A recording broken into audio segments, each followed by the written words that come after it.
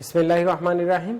Rajshahi college HSC দ্বাদশ শ্রেণীর ব্যবসায় শিক্ষা শাখার ছাত্রছাত্রীদেরকে আজকের অনলাইন ক্লাসে স্বাগত জানাচ্ছি। আমি মোহাম্মদ রবিউল ইসলাম, প্রভাষক ব্যবস্থাপনা বিভাগ, রাজশাহী কলেজ, রাজশাহী। আশা করি তোমরা সবাই ভালো আছো, সুস্থ আছো, নিরাপদে আছো। আজকে আমি তোমাদের ফিনান্স, ব্যাংকিং ও বীমা দ্বিতীয় পত্রের কোর্স থেকে আলোচনা করব। এই কোর্সের ব্যাংকিং অংশ আমি আলোচনা করছি এবং বীমা অংশে আব্দুর রাজ্জাক স্যার এবং আব্দুল সালাম স্যার ক্লাস নিচ্ছেন। আমিও একদিন অগ্নি বীমার উপরে ক্লাস নিয়েছি। তাতে তোমাদের মোটামুটি এই কোর্সের থিওরির যে আলোচনা ছিল সবগুলো টপিকসই আমরা আলোচনা করেছি। এছাড়াও আমি গত কয়েকটা ক্লাসে সৃজনশীল প্রশ্ন সম্পর্কে তোমাদের ধারণা দেওয়ার চেষ্টা করেছি, কিভাবে তোমরা সৃজনশীল প্রশ্নের অ্যান্সার করবা বা কোন বিষয়গুলো গুরুত্ব দিয়ে পড়বা। আর এমসিকিউ বহু নির্বাচনী প্রশ্নের জন্য একটা ক্লাস নিয়েছিলাম, সেখানে বহু নির্বাচনীতে কি কি ধরনের প্রশ্ন থাকে, এই প্রশ্নগুলা কিভাবে পড়লে তোমরা ভালো মার্ক এখান থেকে তুলতে পারবা এবং এর পাশাপাশি কিভাবে অ্যাডমিশন টেস্টের জন্য তুমি এখনই প্রিপারেশন নিতে পারবা, সেই বিষয়গুলোও কিন্তু আমি সেই ক্লাসে আলোচনা করেছিলাম। তা আজকে আমি তোমাদের বহু নির্বাচনী বা এমসিকিউ প্রশ্নের প্রথম দুইটা অধ্যায় থেকে কিছু প্রশ্ন এখানে আলোচনা করব। খুব কমন যে প্রশ্নগুলো সাধারণত পরীক্ষায় আসে বা এই অধ্যায়ের জন্য গুরুত্বপূর্ণ, সেই প্রশ্নগুলো তোমাদেরকে একটু রিকল করা, নিজেরা একটু যাচাই করে নাও। আমরা এখনো তোমাদেরকে অনলাইনে ওইভাবে কোনো টেস্ট নাই। তোমরা একটা ইয়ার ফাইনাল পরীক্ষা দিয়েছো, তাছাড়া সেকেন্ড ইয়ারের জন্য তোমাদের কোনো ক্লাস টেস্ট বা অন্য কোনো ব্যবস্থা আমরা এখনো নেই। হয়তো খুব তাড়াতাড়ি সেগুলো নেওয়া হবে। তো এখানে আপাতত এখন এই ক্লাসে তোমরা নিজেরা একটু নিজেদেরকে যাচাই করো। আমি এই প্রথম ও দ্বিতীয় অধ্যায় থেকে অনেকগুলা তোমাদের পরীক্ষায় যেরকম 30টা এমসিকিউ প্রশ্ন থাকে, আজকে আমি এই দুই অধ্যায়ের উপরে তোমাদের 30টা প্রশ্ন এখানে আলোচনা করব। তোমরা একটু আমার সাথে সাথে নিজেকে যাচাই করবা। দেখো, 1 নম্বর প্রশ্নে কোন প্রতিষ্ঠানকে আধুনিক অর্থনীতির জীবনী শক্তি বলা হয়? এখানে অপশন আছে হাসপাতাল, কোম্পানি, ব্যাংক ও শিক্ষা প্রতিষ্ঠান। এটা আশা করি সবাই বুঝতে পারছো যে এখানে রাইট অ্যান্সারটা কি হবে। কোন প্রতিষ্ঠানকে আধুনিক অর্থনীতির জীবনী শক্তি বলা হয়? তবে একটু বলি যে তোমরা যত সহজ প্রশ্নই হোক হুট করে কখনো অ্যান্সার করবা না, একটু সময় দিবা। প্রশ্নটা একবার পড়বা, অপশনগুলো একবার পড়বা, তারপরে অ্যান্সার করবা। তো এটা সবাই পারবা। দেখো এখানে কোন প্রতিষ্ঠানকে আধুনিক অর্থনৈতিক জীবনী শক্তি বলা হয়, এটা নিঃসন্দেহে ব্যাংক। আর এটা আমাদের ব্যাংকিং বীমা কোর্সের, এখানে অবশ্যই ব্যাংক বা কোম্পানি এগুলাই হবে, তো নিঃসন্দেহে ব্যাংক। পরের প্রশ্নটা আমরা দেখি, নিচের কোন শব্দ হতে ব্যাংক শব্দটির উৎপত্তি? এখানে 4টা অপশন আছে। এটা সাধারণ বহু নির্বাচনী প্রশ্নের প্যাটার্ন। এখানে 4টা অপশন থাকবে, একটা রাইট অ্যান্সার থাকবে, সেটাকে তোমাদের ফিল আপ করতে হবে। দেখো এখানে ব্যাংকো, ব্যাংকি, ব্যাংকিং 4টা শব্দ আছে। এর ভিতর থেকে কোনটা থেকে ব্যাংক শব্দটির উৎপত্তি? খুব সহজ, এগুলা তোমাদের একটু পড়া থাকলে এগুলো নিয়ে আর চিন্তা করতে হবে না। নিঃসন্দেহে ব্যাংকো, বিএনসিও, ব্যাংকো শব্দ থেকে ব্যাংক শব্দটির উৎপত্তি, ইতালীয় শব্দ। দেখো আরেকটা প্রশ্ন, আধুনিক ব্যাংক ব্যবস্থার ক্রমবিকাশে বিশ্বের প্রথম ব্যাংক কোনটি? Bank of England, bank of Venice, সানসি ব্যাংক, ব্যাংক অফ বার্সেলোনা। আগের দুইটার মতো অত সহজ না হলেও যারা একটু পড়ালেখা করছো তাদের কাছে অবশ্যই সহজ, কিন্তু যাদের মূল টপিকস গুলা তোমরা পড়নি তাদের জন্য কিন্তু কনফিউশন তৈরি করবে। কারণ প্রত্যেকটা ব্যাংকই, bank of England, bank of Venice, সানসি bank, bank of Barcelona, bank ব্যবস্থার ক্রমবিকাশের যে ইতিহাস সেখানে সবগুলো নামই আসছে, সবগুলোই কোনো না কোনো ভাবে গুরুত্বপূর্ণ। এখানে আধুনিক ক্রমবিকাশে বিশ্বের প্রথম ব্যাংক হচ্ছে ব্যাংক অফ ভেনিসকে বিশ্বের প্রথম আধুনিক ব্যাংক ব্যবস্থার ক্রমবিকাশে বিশ্বের প্রথম ব্যাংক বলা হচ্ছে ব্যাংক অফ ভেনিসকে। বাংলাদেশে কত সালের ব্যাংক কোম্পানি আইন প্রচলিত? 1981, 91, 94, 2001 এই সালগুলা আমাদের ব্যবসায় রিলেটেড বিভিন্ন আইন এই সালগুলাতে প্রচলিত হয়েছে বা জারি হয়েছে। তো এখানে ব্যাংক কোম্পানি আইন, তোমরা তোমাদের ব্যবসায় সংগঠন করছে কোম্পানি একটা অধ্যায় আছে, যৌথ মূলধনী অধ্যায়, সেইটার সাথে গুলায় ফেললে কিন্তু এখানে ভুল করার সম্ভাবনা খুব বেশি।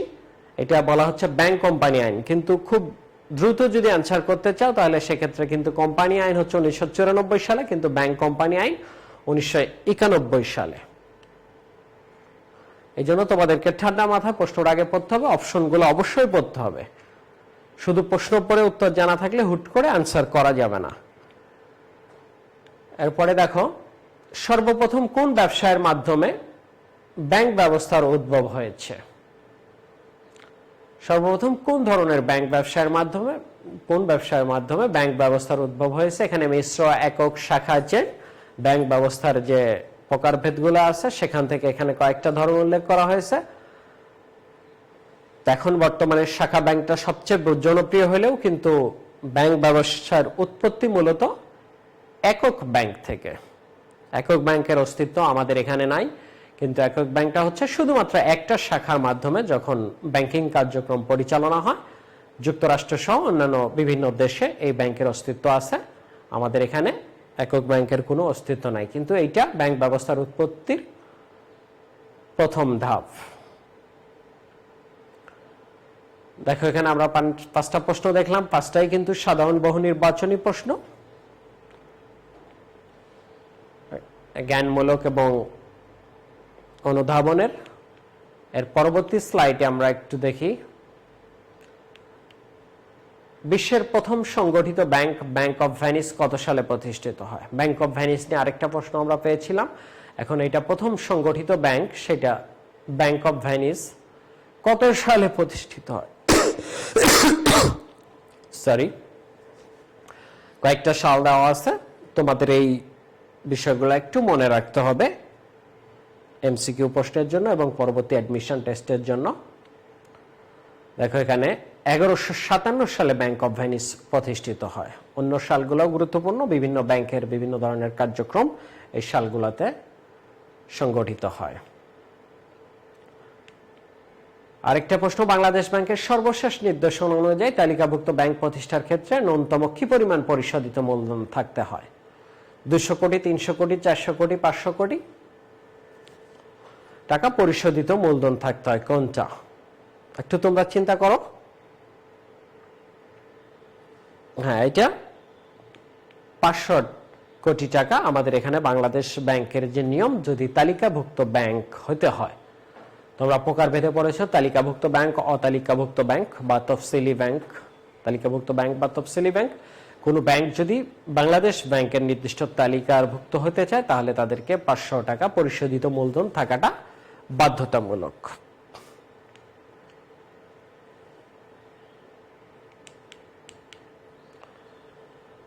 ব্যাংক ব্যবস্থার উৎপত্তি স্থল কোনটি? এই যে ব্যাংক ব্যবস্থা বর্তমানে সারা পৃথিবীতে প্রচলিত, এটা কোন দেশ থেকে মূলত শুরু হয়েছে? সেটা চীন, ইতালি, যুক্তরাষ্ট্র, যুক্তরাজ্য। এইটা চীন থেকে আসলে ব্যাংক ব্যবস্থাটার উৎপত্তি। আধুনিক ব্যাংকের মূলনীতি বহির্ভূত কোনটি? ম্যাক্সিমাম আমরা এখানে জ্ঞানমূলক প্রশ্ন হলেও এইটা দেখো, একটু খেয়াল করলে বোঝা যাবে এটা কিন্তু অনুধাবনের প্রশ্ন। সাধারণ বহু নির্বাচনী প্রশ্ন কিন্তু অনুধাবনের। তোমাকে এখানে ব্যাংকের মূলনীতি বহির্ভূত কোনটি বলা হচ্ছে, তাহলে তোমার এই সচ্ছলতার নীতি, স্থলাভিষিক্তকরণ নীতি, দক্ষতার নীতি, গোপনীয়তার নীতি, এই নীতিগুলা যদি তুমি জানো তাহলে এইটা পারা সম্ভব। আবার এখানে আরেকটা বিষয়, যেখানে আধুনিক ব্যাংকের মূলনীতি কোনটি, এরকম কিন্তু প্রশ্নটা না। আধুনিক ব্যাংকের মূলনীতি বহির্ভূত কোনটি? এই নেগেটিভ এবং পজিটিভ প্রশ্নের ক্ষেত্রে তোমরা অনেক সময় হঠাৎ করে ভুল করে বসো। হয়তো সচ্ছলতার নীতি দেখলা, তুমি যদি প্রশ্নটা পড়ার সময় মাথায় থাকে যে আধুনিক ব্যাংকের মূলনীতি কোনটি, তুমি নিঃসন্দেহে সচ্ছলতার নীতি দেখে টিক দিয়ে দিবা। এই জন্য অবশ্যই প্রশ্নটা পুরো পড়তে হবে এবং অপশনগুলো পড়তে হবে। এখানে বলা হচ্ছে মূলনীতি বহির্ভূত কোনটি? সচ্ছলতার নীতি, দক্ষতার নীতি, গোপনীয়তার নীতি, এগুলা কিন্তু আধুনিক ব্যাংকের মূল নীতি। তাহলে বহির্ভূত হচ্ছে স্থলাভিষিক্তকরণ নীতি। ব্যাংকের কাজ কি? এখানে দেখো ব্যাংকের কাজ হলো 1 আমানত সংগ্রহ, 2 ঋণদান, 3 ঝুঁকি বন্টন। তাই নিচের কোনটি সঠিক? এটা বহুপদী সমাপ্তি সূচক নির্বাচনী প্রশ্ন। এখানে সাধারণ বহু নির্বাচনীর মতো একটা অপশন থাকবে না, 3টা অপশন থাকে। সেই তিনটাই রাইট অ্যান্সার হতে পারে বা যে কোনো 2টা রাইট অ্যান্সার হতে পারে। সেটার কম্বিনেশন আবার নিচে দেখানো হয়েছে। ক অপশনে আছে 1 ও 2, খতে 1 ও 3, গতে 2 ও 3, আর ঘতে আছে 1, 2 ও 3। তো এই প্রশ্নগুলো একটু সাধারণ বহু নির্বাচনীর চেয়ে এতে একটু জটিল থাকে। এর জন্য তোমাদের অবশ্যই বিষয়টা সম্পর্কে ভালো ধারণা থাকলে তোমরা এগুলো অ্যান্সার করতে পারবা। তাহলে ব্যাংকের কাজ কি একটু চিন্তা করো। দেখো এখানে ক 1 এবং 2 আমানত সংগ্রহ, ঋণদান হচ্ছে ব্যাংকের কাজ, ঝুঁকি বন্টনটা ব্যাংকের কাজ না। আমরা পরবর্তী স্লাইডে যাই।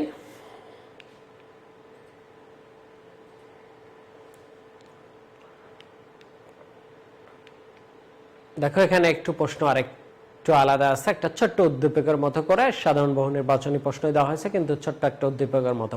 জনাব জামান একজন বড় শিল্পপতি, তিনি তার জন্য উত্তম ব্যাংক বাছায় ব্যাংকের নিচের কোন গুণকে অধিক প্রাধান্য দিবেন? এটা কিন্তু সাধারণ বহু নির্বাচনী হলেও আবার জ্ঞানের প্রশ্ন, কিন্তু জ্ঞানের প্রশ্ন না, এটা অনুধাবনের প্রশ্ন। জনাব জামান একজন শিল্পপতি, তিনি একটা তার জন্য উত্তম ব্যাংক বাছায়, অর্থাৎ কোন ব্যাংকের সাথে সে লেনদেন করবে সেটার জন্য সে ব্যাংকের কোন গুণকে অধিক প্রাধান্য দিবে? নিরাপত্তা ব্যবস্থা, সঞ্চয় সংগ্রহের সামর্থ্য, ঋণ আদায়ের সামর্থ্য, গ্রাহক সেবার মান। নিঃসন্দেহে গ্রাহক সেবার মান, চতুর্থ অপশনটা এখানে রাইট অ্যান্সার হবে। আর পরের প্রশ্ন আমরা দেখি, মধ্যযুগের শেষ পর্যায়ে ব্যাংক ব্যবস্থার উন্নয়নে গুরুত্বপূর্ণ ভূমিকা রেখেছে। এটা আরেকটা বহুপদী সমাপ্তির সূচক প্রশ্ন। এখানে 1, 2, 3 তিনটা অপশন আছে। অর্থের প্রচলন, ব্যবসা বাণিজ্যের প্রভূত উন্নয়ন, রাষ্ট্র ব্যবস্থার সংহতি। দেখো যদি তোমরা প্রশ্নটা খুব মনোযোগ দিয়ে না পড়ো তাহলে প্রথমেই কিন্তু ভুল হয়ে যাবে যে অর্থের প্রচলনটা রাইট অ্যান্সার মনে হবে। যে মধ্যযুগের শেষ পর্যায়ে ব্যাংক ব্যবস্থার উন্নয়নে গুরুত্বপূর্ণ ভূমিকা রেখেছে। ব্যাংক ব্যবস্থার উন্নয়নে অবশ্যই অর্থের প্রচলনটা খুব গুরুত্বপূর্ণ একটা বিষয়, কিন্তু মধ্যযুগের শেষ পর্যায়ে ব্যাংক ব্যবস্থার উন্নয়নে গুরুত্বপূর্ণ ভূমিকা রাখছে কিন্তু অর্থের প্রচলন না। এটা আরো আগের বিষয়। মধ্যযুগের শেষ পর্যায়ে এসে যে উন্নয়নটা হয়েছে সেটা হচ্ছে ব্যবসা বাণিজ্যের প্রভূত উন্নয়ন আর রাষ্ট্র ব্যবস্থার সংহতি। তাহলে অর্থের প্রচলনটা মধ্যযুগের প্রথম পর্যায়ে বা তারও আগের ঘটনা। তাহলে এখানে নিচের কোনটি সঠিক হবে? অর্থের প্রচলন বাদ দিয়ে পরের 2টা হবে, অর্থাৎ গ 2 ও 3 হচ্ছে এখানে রাইট অ্যান্সার। পরের প্রশ্ন, নিচের কোনটি ব্যাংকের সবচেয়ে গুরুত্বপূর্ণ কাজ? এখানে 4টা অপশন দেওয়া আছে, সবগুলাই কিন্তু ব্যাংকের কাজ। তো এখানেও একটু মনোযোগ দিয়েই পড়তে হবে যে নিচের কোনটি ব্যাংকের সবচেয়ে গুরুত্বপূর্ণ কাজ। যখন সবচেয়ে গুরুত্বপূর্ণ বা প্রধান কাজ এরকম প্রশ্ন থাকবে বা প্রধান বিষয়, তখন আমাদের অপশনগুলোর ভিতর থেকে সবচেয়ে বেশি যেটা যৌক্তিক সেইটাকে রাইট অ্যান্সার করতে হবে। এখানে অর্থ স্থানান্তর, তহবিল সংরক্ষণ, বৈদেশিক মুদ্রার লেনদেন, আমানত সংগ্রহ, ঋণদান সবগুলোই ব্যাংকের গুরুত্বপূর্ণ কাজ, কিন্তু সবচেয়ে গুরুত্বপূর্ণ কাজ হচ্ছে কোনটা সেইটা আমরা দেখবো, আমানত সংগ্রহ ও ঋণদান। এটা ব্যাংকের মূল কাজ বা সবচেয়ে গুরুত্বপূর্ণ কাজ বলা যায়।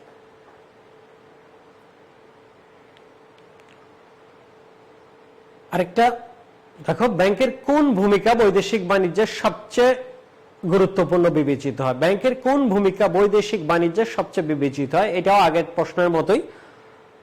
অপশনগুলো দেখো, এখানে বৈদেশিক বাণিজ্যে সবচেয়ে গুরুত্বপূর্ণ বিবেচিত হয় বৈদেশিক মুদ্রা সংগ্রহ, প্রত্যয়পত্র ইস্যু, তথ্য সরবরাহ, বিলের স্বীকৃতি দান।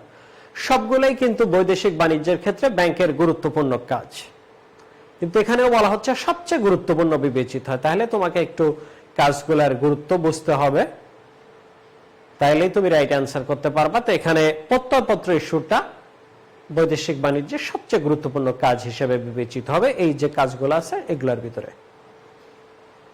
কারণ এটা মূল কাজ, প্রত্যয়পত্র ইস্যু না হলে বৈদেশিক বাণিজ্য শুরুই হবে না।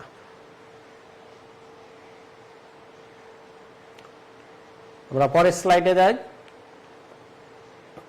দেখো আরেকটা ধরনের প্রশ্ন থাকে, একটা উদ্দীপক দেওয়া থাকে, সেই উদ্দীপক থেকে এক বা একাধিক প্রশ্নের অ্যান্সার করতে হয়। এখানে নিচের উদ্দীপকটি পড়ে 15-16 নম্বর প্রশ্নের উত্তর দাও। এখানে একটা উদ্দীপক আছে, একটা উদ্দীপক থেকে দুইটা প্রশ্নের অ্যান্সার করতে হবে। উদ্দীপক থেকে এই প্রশ্নগুলো কিন্তু আবার সাধারণ বহু নির্বাচনী বা বহুপদী সমাপ্তির সূচক দুই রকমই হতে পারে। দেখো উদ্দীপকটা আছে, সবুজ ব্যাংক দেশের কতগুলো ব্যাংকের অধিকাংশ শেয়ার কিনে তাদের কার্যক্রমের উপর নিজস্ব কর্তৃত্ব প্রতিষ্ঠা করে, একত্রে কার্যক্রম পরিচালনা করে, অনেক ক্ষেত্রেই তাদের সুবিধা হয়। দেখুন উদ্দীপক থেকে উদ্দীপকের সংগঠন কাঠামো বিচারে কোন ধরনের ব্যাংকিং পদ্ধতি গড়ে উঠেছে। এখানে যে ধরনের ব্যাংকিং এর কথা বলা হচ্ছে যে সবুজ ব্যাংক কতগুলো ব্যাংকের অধিকাংশ শেয়ার কিনে তাদের কার্যক্রমের উপর নিজস্ব কর্তৃত্ব প্রতিষ্ঠা করে, এক্ষেত্রে কার্যক্রম পরিচালনা করতে অনেক ক্ষেত্রেই তাদের সুবিধা হয়। তো এইটা সংগঠন কাঠামো বিচারে কোন ধরনের ব্যাংকিং? সেটা হচ্ছে সম্প্রসারিত ব্যাংকিং, গ্রুপ ব্যাংকিং, মিশ্র ব্যাংকিং, চেইন ব্যাংকিং। এটা গ্রুপ ব্যাংকিং। আরেকটা প্রশ্ন আছে, উদ্দীপকের ব্যাংকিং পদ্ধতিতে যে সকল সুবিধা হতে পারে তা হলো, এটা বহুপদী সমাপ্তির সূচক। এখানে তিনটা অপশন দেওয়া আছে, সম্প্রসারিত কার্যক্রম পরিচালনা, তারুণ্য সুবিধা, জ্ঞান ও অভিজ্ঞতা বিনিময়।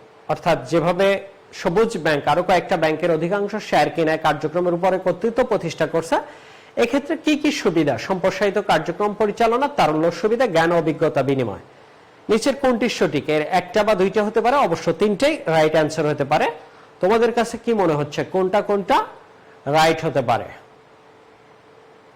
সম্প্রসারিত কার্যক্রম পরিচালনা, তারুণ্য সুবিধা, জ্ঞান অভিজ্ঞতা বিনিময়। হ্যাঁ, এখানে তিনটাই সুবিধাই কিন্তু এখানে পাওয়া যাবে। সম্প্রসারিত কার্যক্রম পরিচালনা করা যাবে, তারুণ্য সুবিধা হবে অনেকগুলো ব্যাংক একসাথে থাকাতে, জ্ঞান ও অভিজ্ঞতা বিনিময় তো অবশ্যই হবে।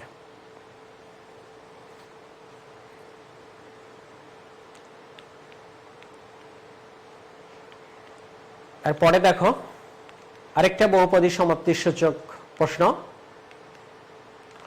গার্নিশি অর্ডারের পরিসমাপ্তি ঘটে। গার্নিশি অর্ডার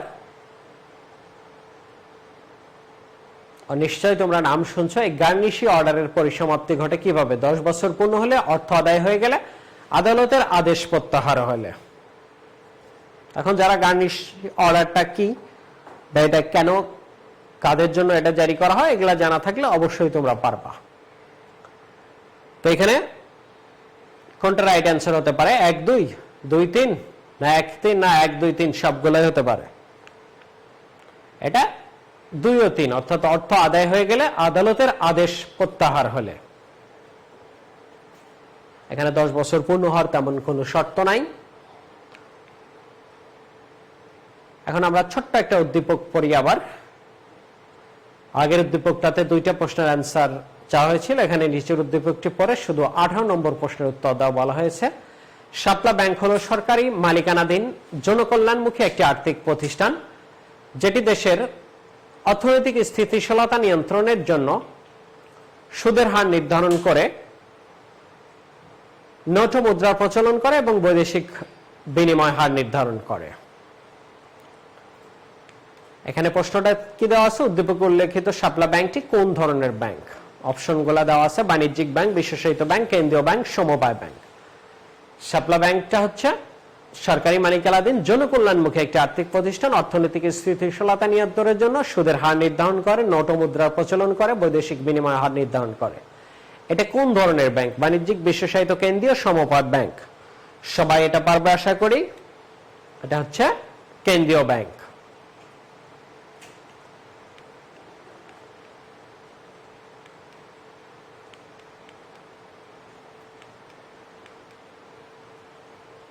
দেখো এখানে আরেকটা কোশ্চেন, কেন্দ্রীয় ব্যাংক ব্যাংকিং জগতের রাজা, এটি অবশ্যই রাষ্ট্রীয় মালিকানায় থাকা উচিত।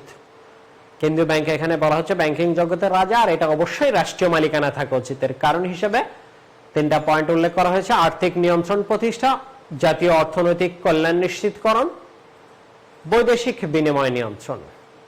তো নিচের কোনটি সঠিক? অর্থাৎ এই 3টার কোন কারণে আসলে এটা রাষ্ট্রীয় মালিকানায় থাকা উচিত, সেটা এখানে বলা হয়েছে।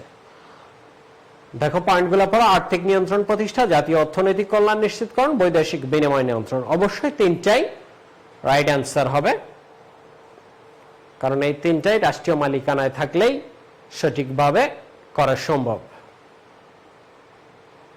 ব্যক্তি মালিকানায় থাকলে বা সেগুলো অবশ্যই তাদের স্বার্থ দেখবে, রাষ্ট্রীয় মালিকানায় থাকলে এখানে রাষ্ট্রের স্বার্থটা গুরুত্বপূর্ণ বিবেচিত হবে।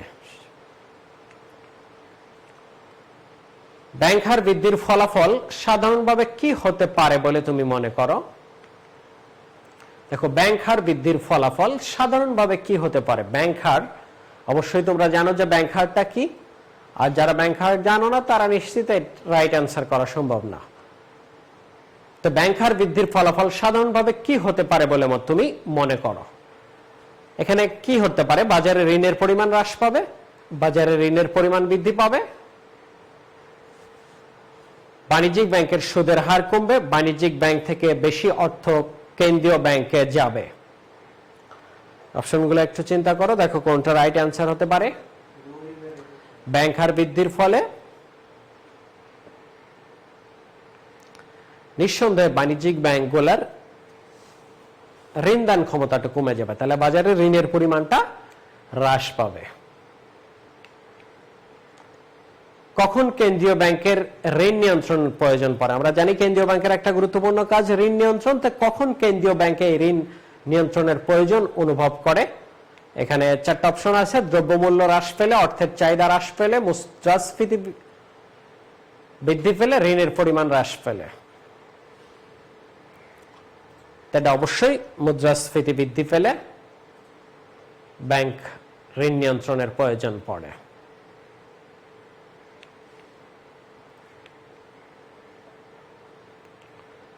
বাংলাদেশ ব্যাংকের প্রধান নির্বাহী কে? এখানে কয়েকটা অপশন আছে, দেখো। বাংলাদেশ ব্যাংকের প্রধান নির্বাহী কে? খুব সহজ প্রশ্ন, সবারই এটা জানা উচিত।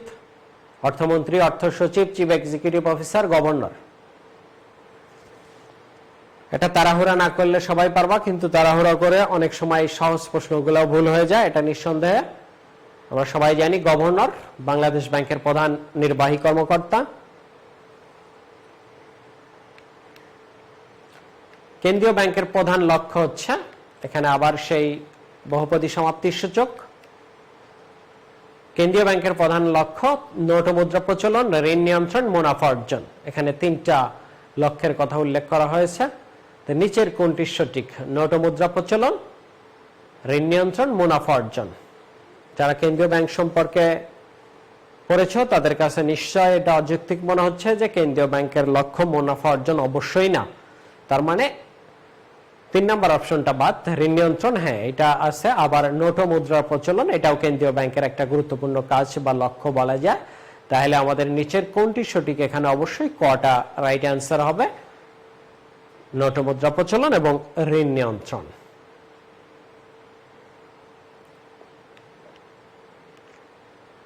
তারপরের কোশ্চেনটা দেখো। সর্বপ্রথম কোন ব্যাংক ব্যাংক হার নীতির প্রয়োগ ঘটায়?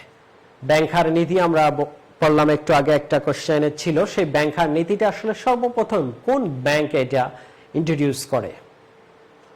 Swiss national bank, bank of England, federal reserve system, reserve bank of India. তো এই প্রশ্নগুলো তোমরা বারবার আমি বলেছি যে তোমরা অধ্যায়ের শেষে যে সৃজন অনুশীলন থাকে সেখানে প্র্যাকটিস করলে কিন্তু প্রিপারেশন হবে না। ওইটা তোমার প্র্যাকটিসের জন্য, যেরকম আমার আজকের ক্লাসটা প্র্যাকটিসের জন্য, এটা কিন্তু প্রিপারেশনের জন্য না। তোমাকে অবশ্যই মূল থিওরিটা পড়তে হবে। থিওরি তুমি বিস্তারিত যদি ভালোভাবে পড়ো তাহলে এখান থেকে যেভাবেই প্রশ্ন হোক তুমি সেটা অ্যান্সার করতে পারবা। আর নাইলে হুবহু প্রশ্ন পড়লে তখন তোমার মাথায় কিন্তু কমন আনকমনের বিষয়টা আসবে। তো দেখো সর্বপ্রথম কোন ব্যাংক ব্যাংক হার নীতির প্রয়োগ ঘটায়? Bank of England. Bank of ইংল্যান্ডের আরেকটা বৈশিষ্ট্য অবশ্যই তোমরা সবাই জানো, প্রথম কেন্দ্রীয় ব্যাংক।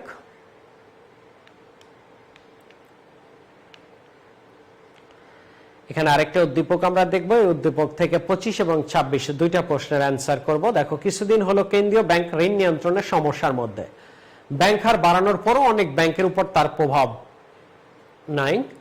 সিআরআর ও এসএলআর বাড়িয়েও কার্যকর ফল হচ্ছে না। দু একটা ব্যাংকের অসহযোগিতা কেন্দ্রীয় ব্যাংকের সমস্যায় ফেলছে।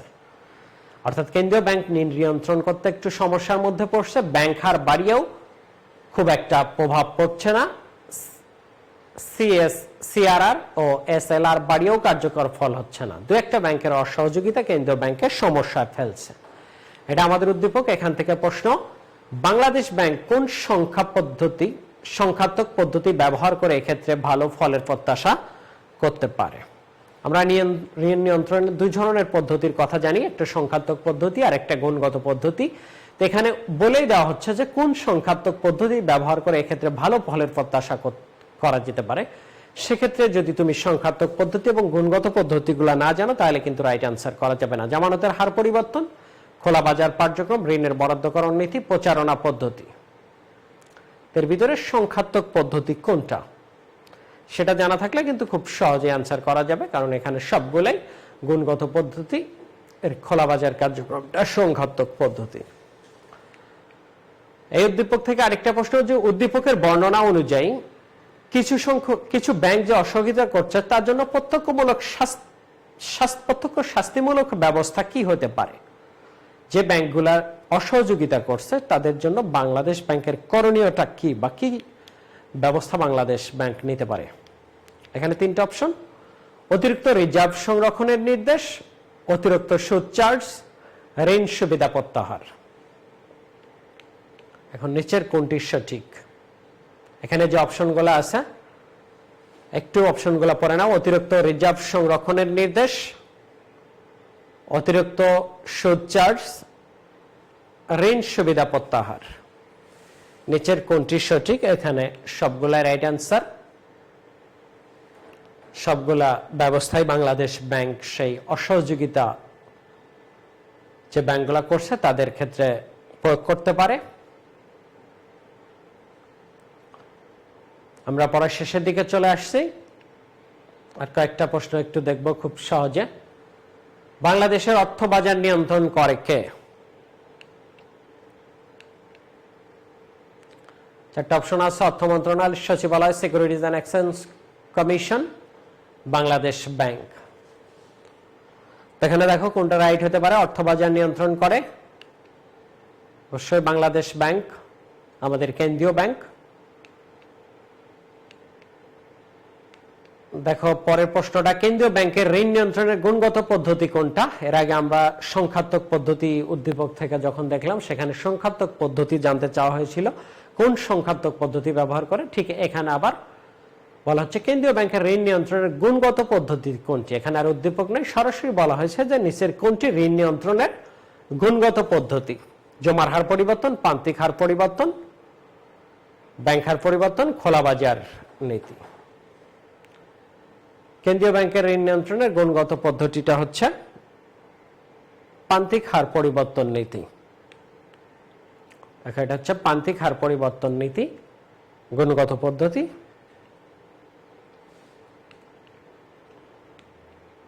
ব্যাংক্রাফট অর্থ কি? সম্পদ অপেক্ষা দায় বেশি, তারল্য সংকট, আয় অপেক্ষা দায় বেশি, ঋণ তদারকি। তো ব্যাংক্রাফট শব্দ দ্বারা কি বোঝানো হচ্ছে? এটা সম্পদ অপেক্ষা দায় বেশি, এই পরিস্থিতিটাকে বোঝানো হচ্ছে যে অনেকেই আছে তাদের সম্পদের তুলনায় অনেক বেশি ব্যাংক ঋণ নিয়ে থাকে, সেই পরিস্থিতি ব্যাংক্রাফট বলা হচ্ছে। আমরা সর্বশেষ প্রশ্ন আজকে, আমি 30টা প্রশ্ন এখানে উপস্থাপন করেছি। দেখো সবশেষ, বাংলাদেশে ইসলামী শরিয়া ভিত্তিক ব্যাংকের ক্ষেত্রে সিআরআর ও এসএলআর এর পরিমাণ কত? চারটা অপশন আছে, সিআরআর প্রথমে এবং পরে এসএলআর। 5% ও 5.5%, দুইটাই 5.5%, 5% ও 13%, 5.5% ও 13%। এখানে যারা একটু পড়ছো তারা এমনি জানবা যে সাধারণ বাণিজ্যিক ব্যাংক, ইসলামী শরিয়া ভিত্তিক ব্যাংক এবং বিশেষায়িত ব্যাংকের ক্ষেত্রে কিন্তু এই সিআরআর ও এসএলআর এর ক্ষেত্রে কিছুটা পার্থক্য থাকে। তো ইসলামী শরিয়া ভিত্তিক ব্যাংকগুলোর ক্ষেত্রে সিআরআর ও এসএলআর এর পরিমাণ কত? এটা হচ্ছে রাইট অ্যান্সার হবে খ, 5 ও 5.5 অর্থাৎ সিআরআর ও এসএলআর দুইটাই ইসলামী শরিয়া ভিত্তিক ব্যাংকের ক্ষেত্রে 5.5%। যদিও সিআরআর এর ক্ষেত্রে 5.5টা অন্যান্য ব্যাংকের ক্ষেত্রে এটা সাপ্তাহিক গড় ভিত্তিতে, তবে কোনোদিনই 5% এর কম না। যারা একটু বিস্তারিত পড়বে প্রশ্নটা কিন্তু ঘুরায় দিলেও পারা সম্ভব যে সিআরআরটা কোন দিনের জন্য সর্বনিম্ন কত করা যাবে। তো সর্বনিম্নটা কিন্তু 5% হবে, 5%, আর এটা সাপ্তাহিক গড়ের ভিত্তিতে হবে 5.5%। মানে সপ্তাহে যে কর্মদিবস থাকে এক সপ্তাহে, সেখানে গড় 5.5% এর কম না, আর কোনো একক দিনে সেটা 5% পর্যন্ত হতে পারে। তা আজকে আমি তোমাদের প্রথম 2 অধ্যায় থেকে ব্যাংকিং অংশের এমসিকিউ প্রশ্ন থেকে কিছু প্রশ্ন আলোচনা করলাম। আশা করি তোমরা নিজেদেরকে একটু যাচাই করার সুযোগ পাচ্ছ যে তুমি কি পরিমাণ প্রশ্নের রাইট অ্যান্সার করতে পারছো, আর তাহলে নিজের অবস্থা বুঝে একটু যে জায়গাগুলোতে আবার একটু পড়া দরকার বা দেখা দরকার সেগুলো একটু দেখে নিবা। আর নেক্সট ক্লাসে আমি এর পরের 2টা অধ্যায়, 3য় ও 4র্থ অধ্যায় থেকে এরকম 30টা এমসিকিউ প্রশ্ন আমি আলোচনা করার চেষ্টা করব। তোমরা আশা করি পরবর্তী ক্লাসের আগে, আগামী পরশু 8 তারিখেই আবার ক্লাস আছে, তোমরা একটু 3য় ও 4র্থ অধ্যায়টা দেখে নিবা। যারা এতক্ষণ আমার সাথে ছিল সবাইকে অসংখ্য ধন্যবাদ। সবাই ভালো থাকো। আল্লাহ হাফেজ।